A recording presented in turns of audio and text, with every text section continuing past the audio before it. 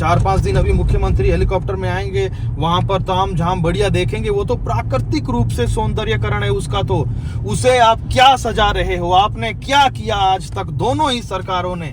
वो तो पहले भी प्रकृति ने सजाया है रेणुका जी झील को, वहां लाइटें लगा रहे हो। अरे सुधारना है तो कम से कम सड़कों की हालत को सुधारो। इतनी बात दिमाग में नहीं बैठ पा रही है। अंतरराष्ट्रीय श्री रेणुका जी मेले को लेकर तैयारियां लगभग अब पूरी हो चुकी है, क्योंकि आज से मेला शुरू हो गया है। ऐतिहासिक मेला है और भगवान परशुराम, मां रेणुका जी पर आस्था रखने वाले लाखों श्रद्धालु इस वक्त वहां पहुंचते हैं। 5-6 दिनों तक ये मेला चलेगा। अभी जब हम नेशनल हाईवे 707 से सतौन होते हुए वहां जा रहे हैं तो रास्ते में बहुत सारे वाहन उत्तराखंड से आ रहे हैं, बसें आ रही है, ट्रैवलर आ रहे हैं, लोग अपनी पर्सनल गाड़ियों में आ रहे हैं, टैक्सी में आ रहे हैं। यूपी के नंबर हमने देखे, चंडीगढ़ और जो आपके हरियाणा से, पंजाब से लोग आ रहे हैं।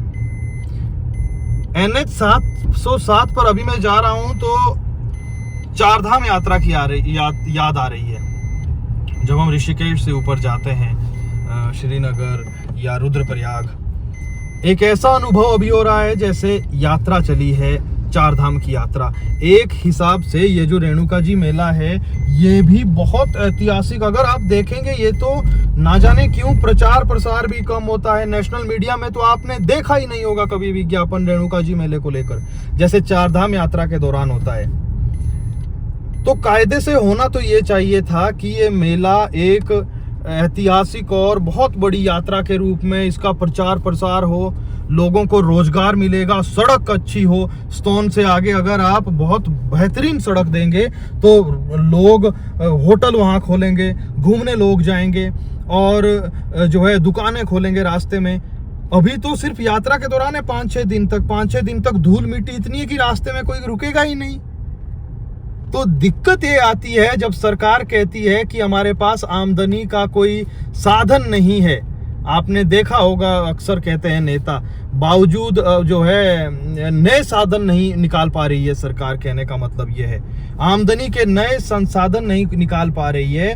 और ये सब आमदनी के संसाधन थे अगर आप कम से कम इस अंतरराष्ट्रीय, जब इसे अंतरराष्ट्रीय कह दिया है, दर्जा दे दिया है, तो यहाँ पर सहूलियतें भी तो दो। सहूलियतें वहां पर किसी गांव के मेले के बराबर की नहीं है। सड़क की इतनी बुरी हालत है, हमने तो अभी वीडियो देखी, अभी हम आपको दिखाएंगे आगे जब जा रहे हैं। तो इतनी बुरी हालत है कि जो आएगा वो सोचेगा कि क्यों आया, भले ही उसकी आस्था कितनी हो।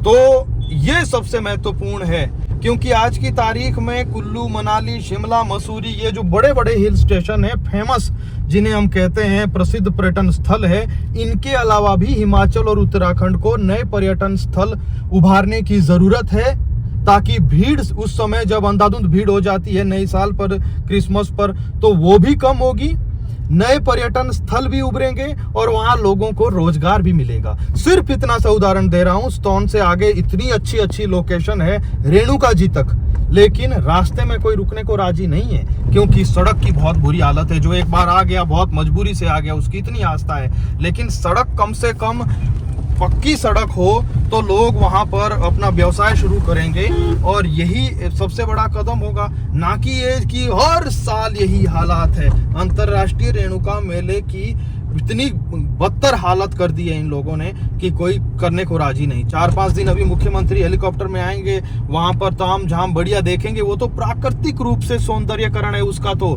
उसे आप क्या सजा रहे हो? आपने क्या किया आज तक दोनों ही सरकारों ने? वो तो पहले भी प्रकृति ने सजाया है रेणुका जी झील को, वहां लाइटें लगा रहे हो। अरे सुधारना है तो कम से कम सड़कों की हालत को सुधारो।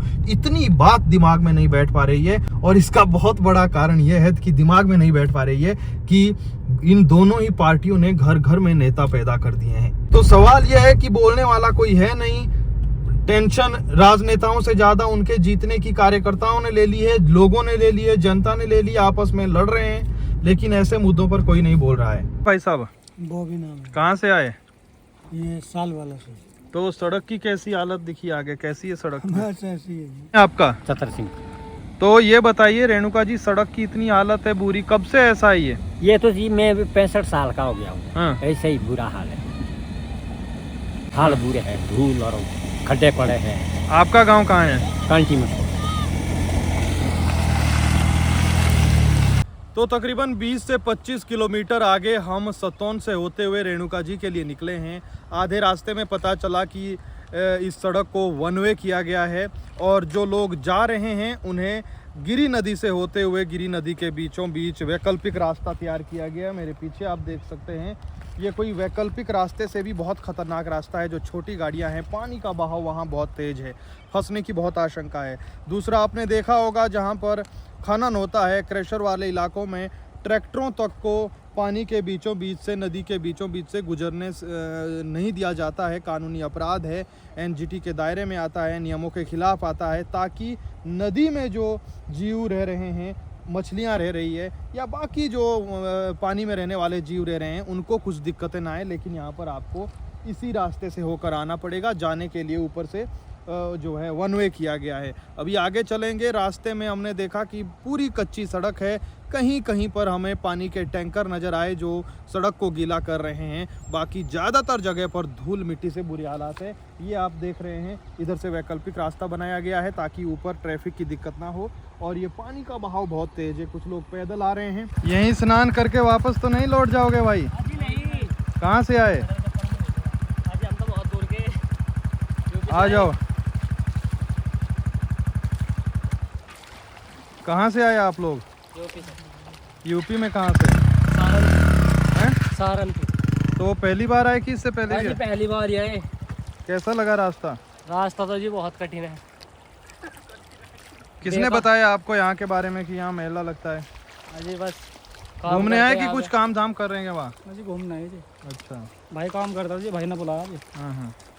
तो रेणुका जी मेले को लेकर सतौन से अभी हम जब आगे चल रहे हैं, सड़क धूल भरी है। यहाँ कुछ स्कूली बच्चे मिले, इनसे बात करेंगे। आपका क्या नाम है? दिव्या। कहाँ पढ़ते हो?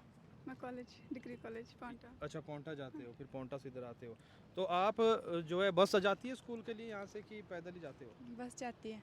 सड़क की यही हालत है तब से? कब से ऐसा ही है? ऐसे 3-4 साल से तो मेले को जाते हो रेणुका जी के लिए आप भी? हाँ। आपका क्या नाम है? गगन। गगन। आपका गांव कौन सा है? मानड़। मानल से आते हो? ऐसी बेकार सड़क।